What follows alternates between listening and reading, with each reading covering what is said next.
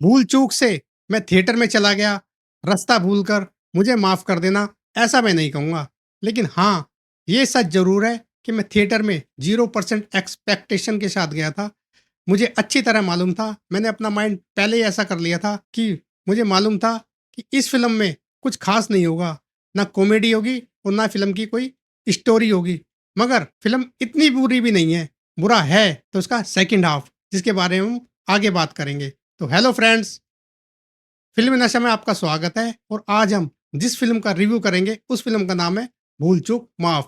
दोस्तों, यदि मैं इस फ़िल्म को एक लाइन में रिव्यू करना चाहूँ, तो इतना कहना चाहूँगा, ओके, ओके। ओके, ओके कहने से आप समझ गए होंगे कि ये फ़िल्म कैसी है, क्योंकि यदि मैं ये कहता ओके, ओके, तो आप समझ जाते कि फ़िल्म कैसी है। अब मैंने कहा ओके, ओके, तो इसी से आप समझ गए होंगे कि फ़िल्म कैसी है।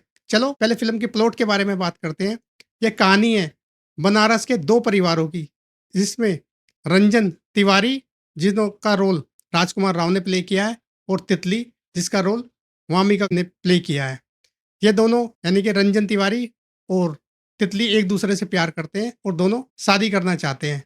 मगर तितली के फादर जाकिर हुसैन उनकी शादी के लिए एक शर्त रख देते हैं कि यदि तुमने 2 महीने में सरकारी नौकरी प्राप्त कर ली, यदि ये तुम्हें 2 महीने में सरकारी नौकरी मिल गई, तो तितली तुम्हारी, यानी मैं अपनी बेटी की शादी तुमसे कर दूँगा। हालाँकि दोनों परिवार एक-दूसरे को बहुत अच्छी तरीके से जानते थे, लेकिन जब शादी की बात आती है, तो लड़की का फ़ादर थोड़ी उम्मीद तो रखता ही है, वैसा ही इस फ़िल्म की में बताया गया है। अब जैसे-तैसे करके रंजन तिवारी यानी राजकुमार राव जुगाड़ से सरकारी नौकरी प्राप्त कर लेता है, जल सिंचाई विभाग में, और उनकी शादी तय हो जाती है।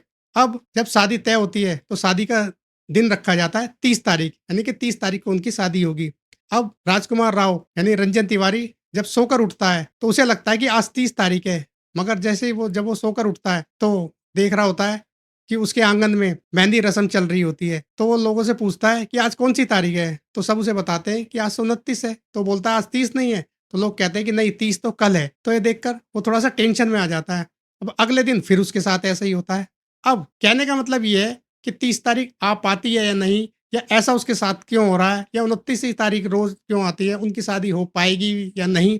यह सब जानने के लिए आपको फ़िल्म देखनी पड़ेगी। वैसे तो दोस्तों, हम सबको अच्छी तरह ही मालूम है कि यह फ़िल्म 2 हफ़्ते पहले रिलीज़ होने वाली थी, मगर इनके मेकर्स, क्योंकि इसके मेकर्स मैकडॉक वाले, इसके प्रोड्यूसर दिनेश विजन, इसको डायरेक्ट ओटीटी पर रिलीज़ करने चाहते थे। मगर पीवीआर वालों ने कहा कि या तो हमें 25 करोड़ रुपए दे दो, जैसा मैंने सुना है, जैसा मैंने पढ़ा है, वरना आपको फ़िल्म थिएटर में रिलीज़ करनी पड़ेगी। तो इस वजह से यह फ़िल्म थिएटर में रिलीज़ करनी पड़ी। हालाँकि मैं आपको बता दूँ कि 2 हफ़्ते बाद ये अमेज़न प्राइम पर ही भी आने वाली है, यानी 2 हफ़्ते बाद ये अमेज़न प्राइम पर आ जाएगी। फ़िल्म का फर्स्ट हाफ ठीक-ठीक ही है, वैसे ज़्यादा ख़ास अच्छा नहीं कहूँगा। हालाँकि कॉमेडी के पंच से हँसाने की कोशिश की गई है, मगर कॉमेडी के अंदर जो सीन क्रिएट किया जाता है, तो उसे देखकर हँसी आ जाती है, या ऐसा डायलॉग बोला जाता है कि जिसे सुनकर हँसी आ जाती है। मगर कॉमेडी और डायलॉग के अंदर जब बनावट आ जाती है, तब ना हँसी आती है और ना कॉमेडी बन पाती है, तो दर्शकों को मज़ा नहीं आता। ऐसा ही इस फ़िल्म के अंदर किया गया है। फ़िल्म का सेकंड हाफ जब आता है, पूरा 29 तारीख के ऊपर ही फ़ोकस किया गया है, यानी 29 तारीख के ऊपर ही रखा गया है। अब वो क्यों रखा गया है, समझ से परे है। दर्शक बोर ही नहीं, बल्कि इरिटेट हो जाते हैं, और वो सोचते हैं कि यार, इनके पास और कुछ नहीं है दिखाने के लिए। स्क्रीन प्ले से स्टोरी कहीं भी मैच नहीं खाती। अब राइटर को लग रहा होगा, या राइटर ने सोचा होगा, यार कॉमेडी के नाम पर दर्शकों को क्या परोसूं।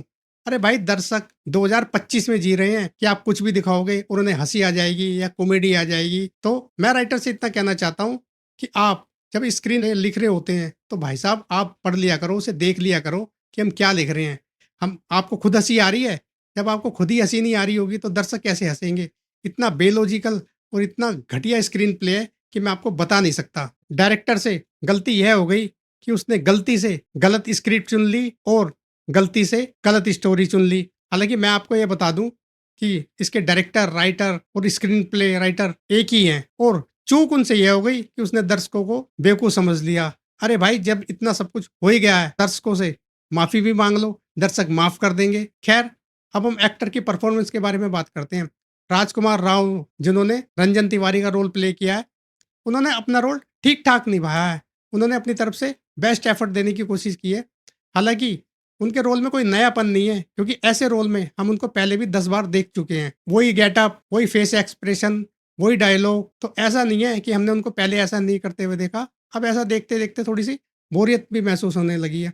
मैं तो उसे रिपीटिंग ही कहूँगा।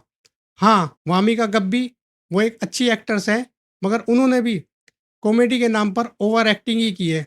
ओवर रिएक्ट इतना ज़्यादा हो गया कि शायद उन्हें ये भी नहीं पता चला कि कॉमेडी के ह्यूमर को पैदा करने के लिए, यानी कि कॉमेडी के ह्यूमर में अपने सीन को बेस्ट बनाने के लिए उन्होंने कितनी ओवर एक्टिंग कर दी है कि शायद उन्हें खुद भी नहीं पता।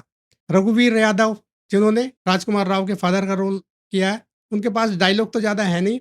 उन्होंने अपना रोल अच्छा निभाने की कोशिश की है, क्योंकि डायलॉग उनके पास कोई खास है थे नहीं।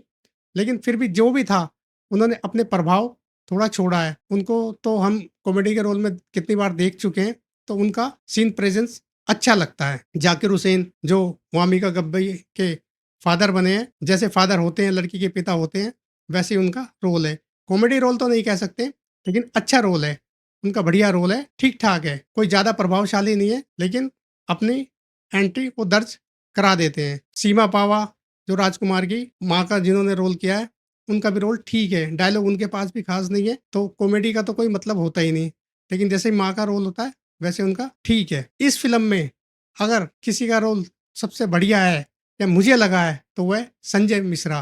क्योंकि संजय मिश्रा के पास स्क्रीन टाइम कम है, या जितना भी रहा है, और जो भी उनके डायलॉग लिखे गए हैं, जितने भी डायलॉग उन्होंने बोले हैं, या जो भी डायलॉग उनके लिए लिखे गए हैं, वो इस फ़िल्म की यूएसपी है। बाकी फ़िल्म में कुछ खास नहीं है। उनका बीच में एक छोटा-सा रोल है, और लास्ट में है। लास्ट के क्लाइमैक्स में जो उन्होंने संवाद बोले हैं, हालाँकि वो थोड़े ऑकवर्ड लगे हैं, क्योंकि आज के ज़माने में वो थोड़ा ऑकवर्ड लगता है, या मैं इसे ऐसे भी कह सकता हूँ कि वो कहानी के हिसाब से मैच नहीं खाया, या ज़बरदस्ती दर्शकों को इमोशनल करने की कोशिश की गई है। हालाँकि एक मैसेज तो दिया गया है, मगर वो मैसेज थोड़ा गले नहीं उतरता। मेरे तो नहीं उतरा, शायद दर्शकों के भी ना उतरा हो, और जिन दर्शकों को अच्छा लगता है, तो अच्छी बात है।